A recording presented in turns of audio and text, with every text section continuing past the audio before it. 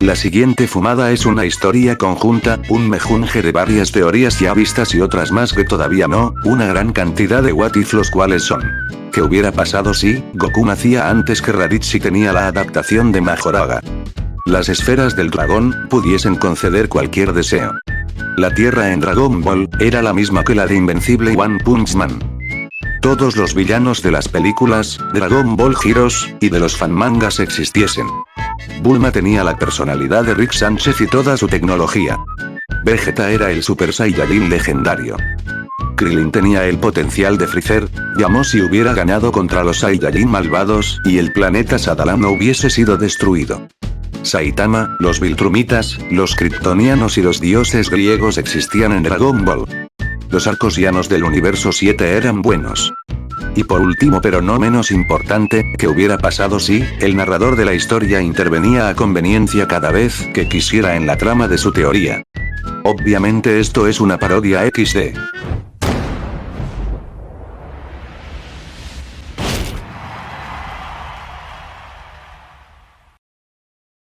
Esta historia es una historia alternativa a varias teorías de Padre Ball, un multi-what if, si lo preferís. Y aquí vamos con la primera parte de Dragon Ball Mejunje, el poder lo es todo, empecemos. La historia comenzaría en el planeta Sadala, con Kakaroto, naciendo antes que Raditz y más pronto de lo esperado siendo un niño prácticamente prematuro, con ese teniendo un poder de 2 unidades de poder, un poder muy bajo incluso para resistir la gravedad de su propio planeta, pero incluso así a pesar de ser muy débil este sería muy querido por sus padres. Aún con la preocupación de morir a una edad muy temprana por su bajo poder de pelea, los amigos que Bardock tenía en su escuadrón le dijeron que no se preocupase, que en cuanto Kakaroto tuviese la edad para entrenar ellos mismos lo ayudarían a volverse más fuerte, cuando él no estuviera disponible para eso, con el Saiyajin agradeciéndoles el gesto. No obstante, sin ninguna explicación Kakaroto incrementaría su poder de un momento para otro, aún estando en su cápsula de gestación, dejando muy sorprendidos a todos los que estaban presentes alrededor de este, cuando el rastreador acoplado a la misma, pasó de un poder de 2 unidades a 200, haciéndoles creer a los que lo rodeaban que en un principio el poder del pequeño Saiyajin había sido calculado por un rastreador defectuoso y para asegurarse, su poder fue escaneado nuevamente, con los científicos y Bardock descubriendo que sí, su poder era de 200 unidades de poder.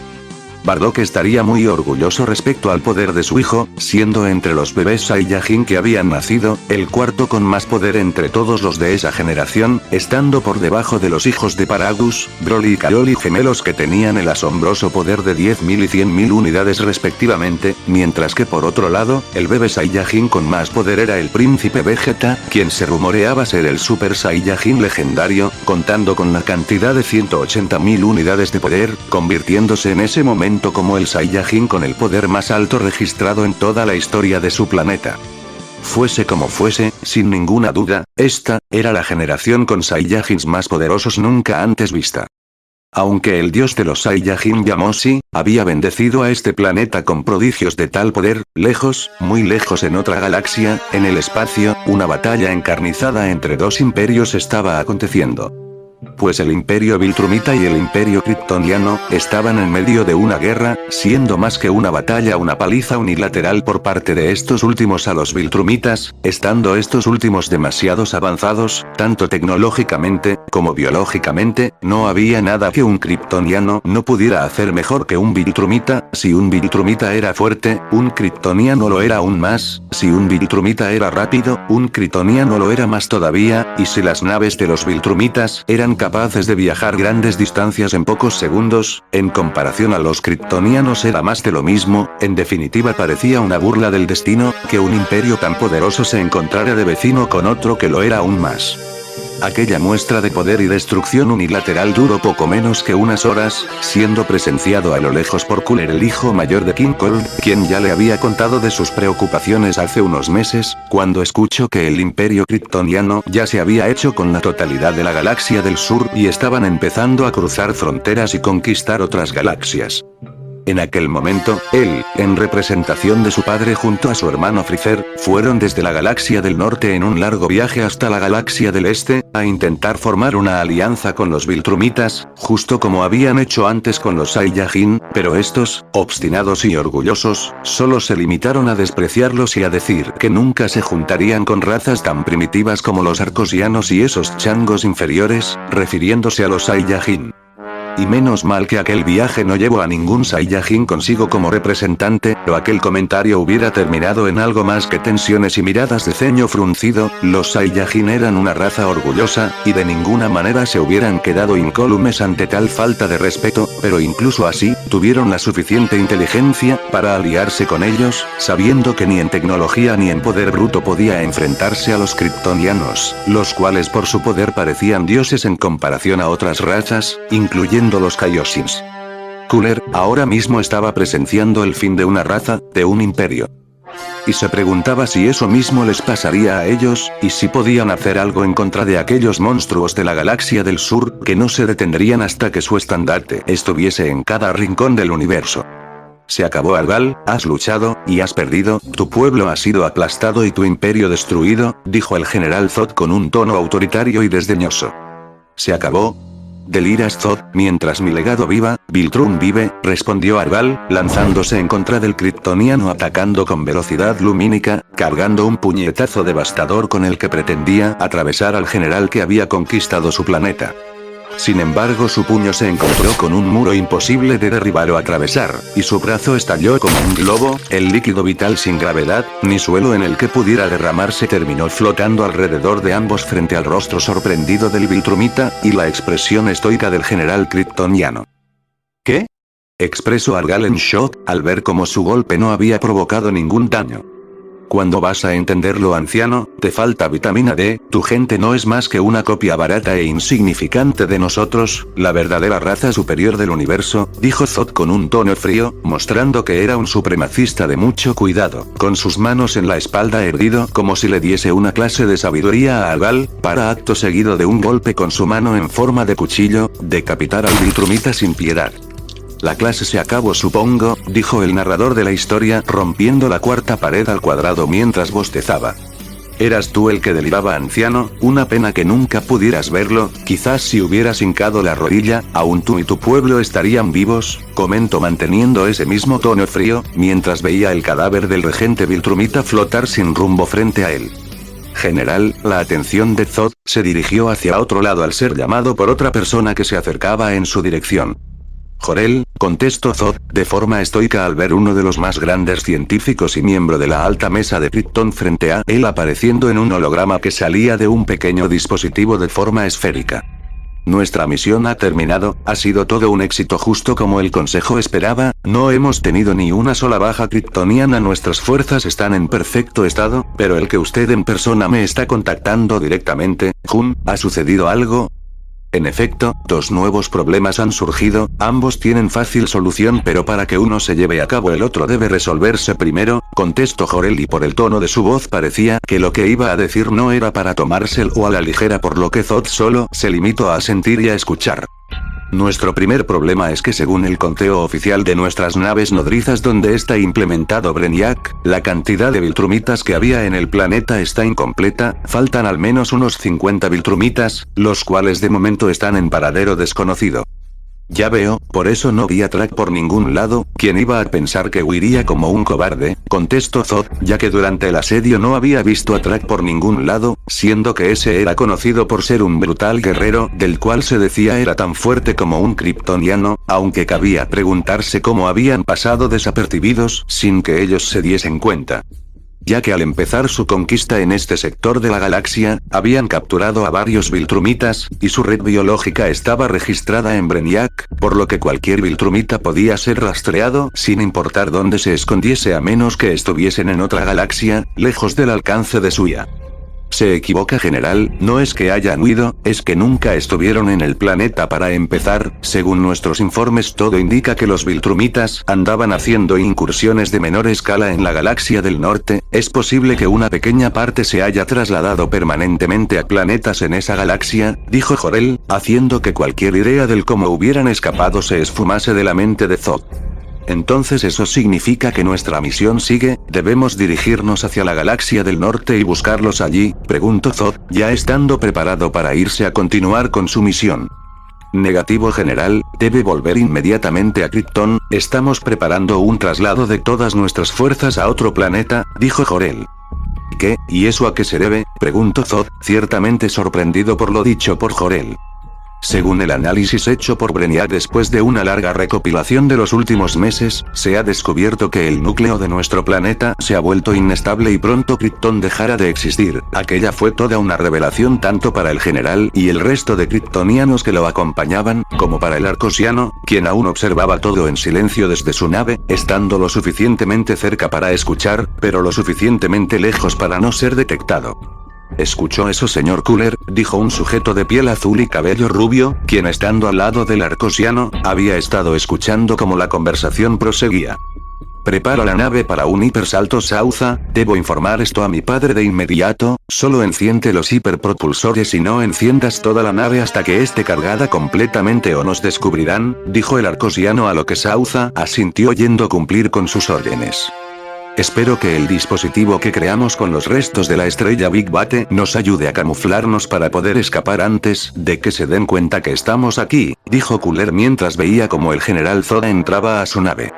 Unos cortos minutos pasaron cuando la inmensa nave kryptoniana empezó a moverse lentamente, comenzando a abrirse paso entre los asteroides y los cadáveres de los cientos de viltrumitas que flotaban en el vacío del espacio. Longevos minutos de tensión se prolongaron sobre todos los integrantes de la nave del arcosiano, mientras la nave kryptoniana sobrevolaba por encima, esperando a que no fueran detectados por su avanzada tecnología. Y entonces, ¡bum!, la nave kryptoniana desapareció en un impulso que duró un chasquido. Eso estuvo cerca, pensó Cooler, y en un instante su nave también desapareció del lugar en la dirección contraria. Mientras tanto en el planeta Tierra, los viltrumitas sobrevivientes ya se habían asentado, mezclándose entre los terrícolas pero pasando lo más desapercibidos posible, viviendo sus vidas, estando entre los viltrumitas sobrevivientes, Luncan, Kreeg, Anissa, Tula, Nolan y por supuesto Trak. Encontrándose estos en su visita a la Tierra con un kaiju atacando una de las ciudades, siendo esta la capital del este, donde se encontraba la sede de la corporación Cápsula, la gente de esa ciudad estando aterrorizada de la bestia que los atacaba y estaba causando destrozos. Sin embargo, cuando uno de ellos, siendo este Nolan, intentó detener al kaiju y presentarse como un superhéroe falso frente a los ingenuos terrícolas. El kaiju sería vaporizado de un puñetazo por un sujeto calvo con traje de superhéroe, el cual una vez acabó con el monstruo, desapareció del lugar corriendo a toda velocidad, gritando que se quedaría sin las ofertas del día. Sea lo que sea que significase aquello, el viltrumita no entendería nada, pero sí que estaría bastante sorprendido de la fuerza descomunal de aquel sujeto, estando bastante nervioso junto a los demás viltrumitas, al pensar que aquel calvo era un kryptoniano que había llegado a la Tierra justo como ellos. Por un momento, Trak, el más fuerte allí entre los viltrumitas, con la sangre hirviendo por la rabia, pensaría en buscar y acabar con el sujeto que había derrotado al kaiju, pero eso haría que llamasen la atención, y podían arriesgarse a ser descubiertos y erradicados si realmente aquel sujeto era un kryptoniano. Aquel pensamiento no haría más que enfadarlo aún más, de la pura rabia que le tenía a la raza que le había quitado todo, pero tenía que pensar con la cabeza fría, ya llegaría su oportunidad, de alguna forma, algún día, se vengarían. Por lo que actuando de manera más inteligente, reprimiría sus instintos de querer masacrar al sujeto calvo, y se iría lejos a una zona apartada del planeta con el resto de los viltrumitas. Algún tiempo pasó, y mientras algunos viltrumitas como Trak y Anissa prefirieron no mezclarse con los humanos, otros como Nolan, Luncan, Kreeg y Tula, sí decidieron tomar la oportunidad de interactuar con los humanos, aunque en un principio no fue fácil, queriendo más que nada información, descubriendo muchas cosas, como que aquel sujeto que había derrotado al kaiju no era un kryptoniano ni un alienígena, sino un terrícola, un sujeto llamado Saitama que trabajaba como héroe para la ADG. Escuchar aquello provocó más preocupación que otra cosa, a los viltrumitas pensar que todos los humanos eran así de fuertes, pero tal preocupación se marchó, cuando más tarde descubrieron que no todos los humanos eran así de poderosos, y que solo unos pocos además del calvo eran fuertes, al menos los que podían compararse con ellos. Con el tiempo, más y más viltrumitas se integraron a la sociedad terrícola, aprendiendo sus costumbres, idioma e historia, con algunos como Trar, pareciéndole bastante interesante, personajes históricos como Alejandro Magno, Julio César, Gengis Khan, entre otros. Y mientras los viltrumitas vivían su día a día en el planeta, sin involucrarse nunca en los problemas de los terrícolas, estos, ya hacía tiempo estaban siendo monitoreados por la ADG, sin que ninguno de ellos lo supiera.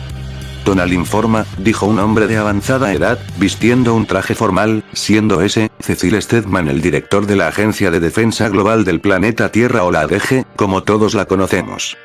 Aún nada, señor, al parecer quienes quieran que sean estos sujetos, han pasado los últimos 5 años, conviviendo con nosotros, aún no han hecho ningún movimiento que sepamos, sea sospechoso, informó Donald, mientras observaba una tableta con una gran cantidad de esquemas numéricos, y estadísticas de empollón cabeza de nuevo, que a mí, el narrador de esta historia, me importa menos que la inflación en Zimbabue.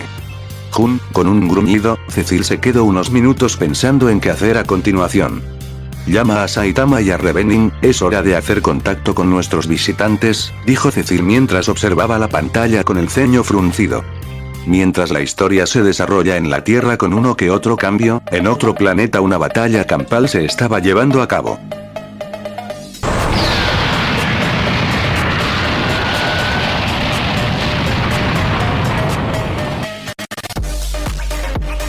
Estos malditos flaxanos, lo juro, son como cucarachas, cada vez que aparecen vienen con nuevas armas, son peor que los renegados del planeta Kanasa.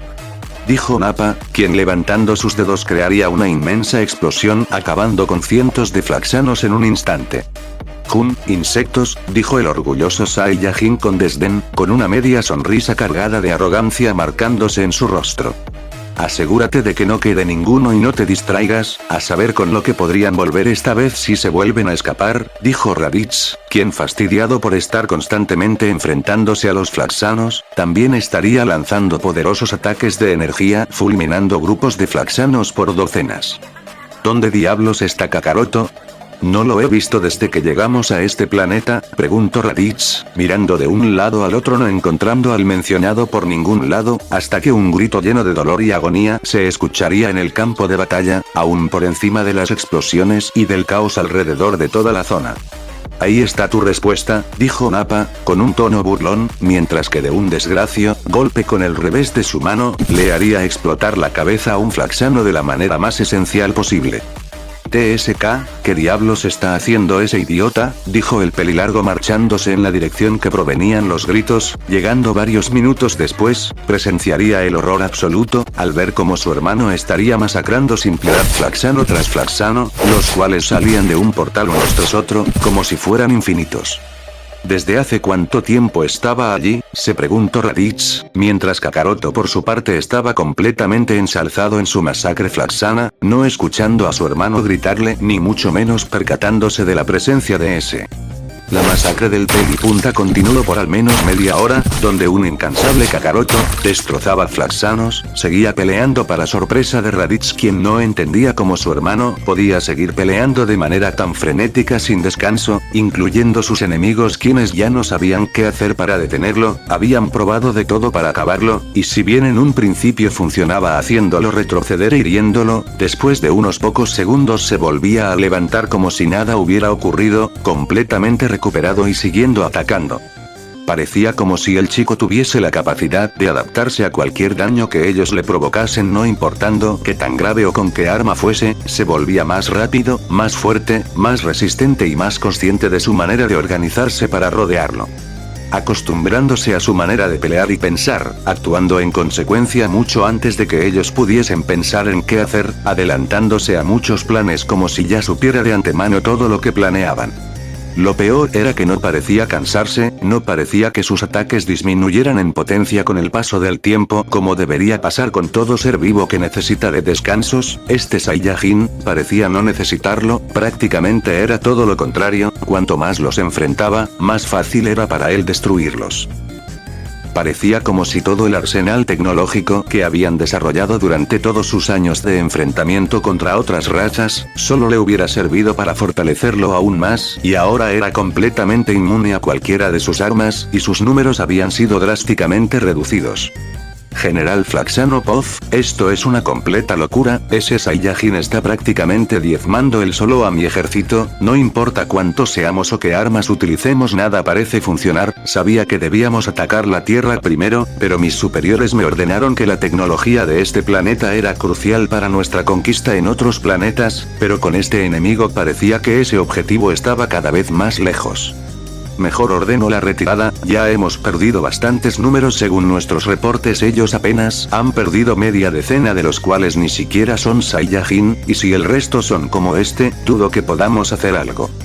Justo cuando me estaba preparando para ordenar la retirada veo que el Saiyajin retrocede y otro aparece elevado en el cielo, de manera extraña. ¿Eh? ¿Por qué se está flotando de esa manera? Antes de que pudiera pensar en cualquier otra cosa, veo cómo cae sobre mí una enorme cantidad de energía.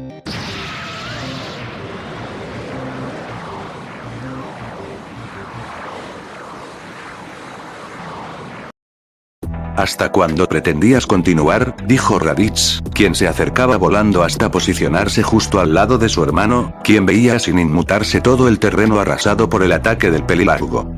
Nada había quedado, ni los flaxanos, ni el portal, todo había desaparecido y ahora solo quedaba un terreno quemado humeante. Ah, eres tú, Raditz, dijo Kakaroto mirando al susodicho, cubierto de sangre de la cabeza a los pies, una mirada tan estoica que parecía una estatua. Sí, yo, respondió Raditz fastidiado por la aparente indiferencia de su hermano. ¿Ya has terminado?, preguntó Kakaroto, aún estoico como una piedra. Sí, y parecía que tú nunca ibas a terminar tu parte, contestó Raditz. Kakaroto lo mira un momento, y luego dirige su mirada a un lado donde una enorme cúpula de energía se alza iluminando ambos, ocurriendo una explosión pocos segundos después, escuchándose la risa maniática y sádica de Nappa. Parece que Nappa terminó, dijo Raditz, mientras veía como la nube en forma de hongo se desvanecía en el aire, mostrando posteriormente la figura del Saiyajin ya elevado en los cielos, observando con una media sonrisa todo el terreno que había arrasado. El trozo de carne humeante se asaba a fuego lento mientras Nappa giraba la manivela, cocinándola a fuego lento, con sus ojos brillando y la baba cayendo por la comisura de su boca por la anticipación de comerla. Raditz estaba casi igual, pero estando más concentrado en sus alrededores para no ser atrapado con la guardia abajo, pues él vio claramente cómo el portal se cerró antes de que su ataque de energía arrasase con el resto de los flaxanos, y esos tipos eran conocidos por ser persistentes en sus invasiones, no descansarían hasta que la tecnología del planeta fuese suya. Sin embargo, había otra razón para estar tan atento y ese era su hermano, el siempre estoico y callado Kakaroto. Raditz Pov. Todo era extraño respecto a mi hermano, su rápido y enorme crecimiento de poder, su incansable aguante para seguir peleando sin descanso, y por supuesto su extremadamente lento envejecimiento. Pues a pesar de que él es varios años mayor, parecía que mi hermano se había quedado detenido en el tiempo en cuanto a envejecimiento, al punto de que ahora yo parecía más viejo en comparación, pues mientras yo tenía casi la apariencia de un adulto, Kakaroto tenía el aspecto de un preadolescente. Algo que contrastaba con sus primeros años de vida según mi madre, pues Kakaroto crecía demasiado rápido, y para la edad de 3 años tenía casi la misma apariencia que tiene ahora, algo sumamente raro, pero todo respecto a él, era raro de alguna manera, y como si lo anteriormente dicho no fuera suficiente, Kakaroto podía sobrevivir en el vacío del espacio, siendo el único Saiyajin capaz de hacerlo. Este, era un secreto bien guardado que mi padre me había hecho saber hace poco, en un asedio en el planeta Myth, la nave de Kakaroto había sido destruida a medio trayecto por algunos piratas espaciales, mi padre lo había dado por muerto, pero para sorpresa de mi padre y la de todo su escuadrón, Kakaroto apareció días después en el planeta Myth para ayudar con la invasión de los piratas.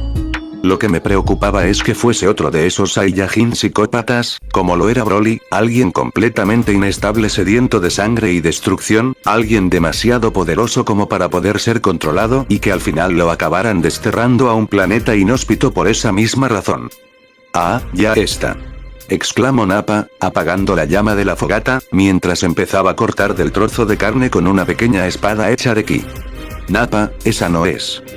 Raditz fue silenciado de inmediato, cuando Nappa lo chitó, señalando su rastreador para que Raditz lo apagase, con ambos después de eso mirando a Kakaroto, quien sin decir nada hizo lo mismo.